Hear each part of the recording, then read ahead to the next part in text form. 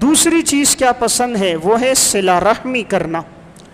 تو صحابی نے پھر پوچھا یا رسول اللہ اس کے بعد کون سی چیز اللہ کے ہاں پسندیدہ ہے؟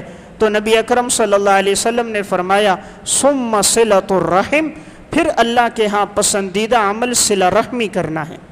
صلہ رحمی اسے کہا جاتا ہے کہ انسان خونی رشتوں کو برقرار رکھے، جن کے ساتھ ان رشتوں کا تعلق ہے، چچا کا، ماموں کا، خالہ کا، پھوپھی کا، بھائیوں کے ساتھ، بہنوں کے ساتھ جو رشتے ہیں، ان رشتوں کو برقرار رکھنا یہ صلہ رحمی ہے۔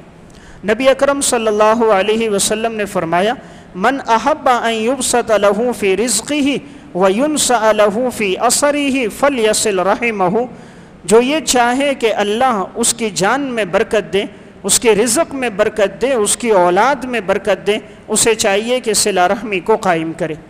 صلہ رحمی کیا ہے کہ ان کے ساتھ تعاون کیا جائے۔